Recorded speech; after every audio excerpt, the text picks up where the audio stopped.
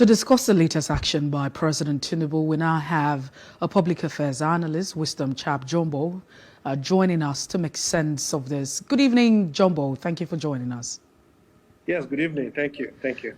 All right, then let's get straight to the crux of the matter. President Bola Tinubu, as you already know, has repealed the Electricity and Power Sector Reform Act of 2005 and has given assent to the electricity bill, which was passed in July 2002. But just straight to it, I'd like to ask you, what exactly is your thoughts on this development? Well, I think it's a welcome development and very good for the sector. It's a long time coming. What the amendment that happened some time ago on the Constitution was a high-level one, where we first needed to amend the Constitution to allow states, to decentralize it to states to be able to transmit.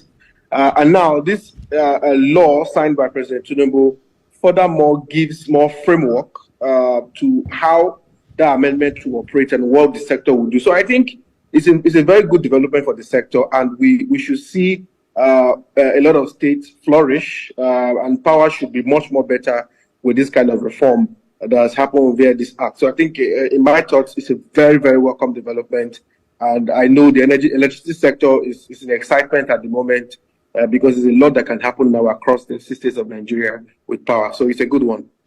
Well, you have talked about being good, but then again, if you look at it, it's cost effective. It's not just a project that can be embarked upon ordinarily. Do you think that states have the capacity across the nation, to generate power and also distribute amongst others? Well, I think it's now, for the states, it's now time for states to get to work. I think states like Lagos and those states already starting up with something. Whether you will be able to do it or not, you first need to get the law right at the state level. So a lot of states like Lagos who are already ahead with their own policy to see how they can create a market at the state level, they will be way ahead, which is fine. So other states need to go back now to the drawing board to say, look, what do we need to do? How do we need to begin to create this market and work with this law? So there's more work for the states to do now, which is good. When you decentralize the issue of power like this, which this law has done, we should begin to see some improvements. So state governors, state governments, state assemblies, they need to now go back to the drawing table and be more strategic with this policy around power for their states. Because now there will be no more excuse to say, what should we have done differently? Because now the law is in your hands. So I think what states can do depends on how well they put the work into it. But how's this going to translate in terms of supply, across the country? Well, in terms of supply, there are many ways you need to look at this. First of all, you need to look at the highlights of it. For example, the aspects where renewable energy is going to benefit more from all of this, which is a very welcome development.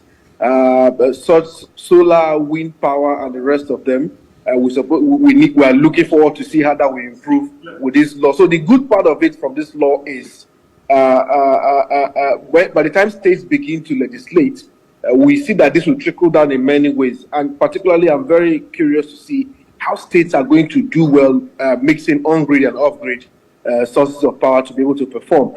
The only problem I see, per se, in my own thoughts, is how NEC is really going to handle all of this. And for those who operate in multiple states, what is going to happen now with this law and all of that. So we should see many improvements along the line. For renewable energy, that is my excitement for it. The law as signed by the president now, we allow providers of energy from renewable energy sources, solar and the rest of them, we boost generation costs. And most importantly, now, if you generate your own power and it's enough, you can even give back into the grid, which is what people have been asking for. So there's a lot. We are still studying the act to see many ways at which this will benefit the sector. But in my thought, this is a very welcome development, and the electricity will improve in no time. Just quickly before I let you go, over the years, the ability to generate power has been a major challenge, and we've also experienced a collapse of the national grid. But you also have some other persons who would say that power generation is really not the issue. It's the fact that we lack the capacity to transmit what has been generated, even though you can also attest that what has been generated is not enough when you look at the population. So how will this play out, with this act? Okay, so the issue of generating, I mean, so with this new law now, what's going to happen basically is at the state level, you now have the mandate to generate, to transmit, and to also distribute. So how you are able to do this within the framework you create at the state level, we'll now see how you're going to perform. So this implies that electricity generating companies will be mandated to either generate power from renewable energy sources, purchase power generated from renewable energy, or produce any instruments representing renewable energy generating. I mean, so there's a lot you can do. And distribution, which is the issue, I mean, we see more often, metering the houses, metering people to be able to measure, I mean, get cost on what the power that they give out. All of this now will boil down to how will the states begin to design their policies, their laws at the state level to decentralize all of these things. So there's a lot of work for the states to do.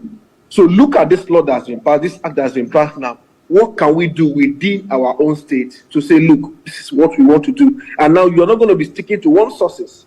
So this law now allows you to, I mean, incorporate other sources, renewable energy, solar, all of that. How do you bring that? How do you work with the off-grid? So all of this it depends on the state really. So I want to see states should already start taking down, looking into this law and taking down the key points, the high levels, and begin to strategize. What do we begin to do? Because now no one can hold the federal government again for power. It means we have to go back to each state will be residing to say, look, what are the state government doing with power? And if there are areas of collaborations, and I expect 1 or 2 states to come together in area of collaborations. So let's see how that will pan out in a couple of more days, and we'll come back again to join it. But generally, this is a fantastic law, in my opinion, and how we utilize this to solve our long-term energy and power issues in the country will be some amazing thing that will happen. So I'm looking forward to it. Well, thank you so much, Wisdom Chapp-Jumbo, for being part of the show this evening, or the news this evening. Thank you so much. Thank you. President Bola Tinubu has assured traditional rulers in the country that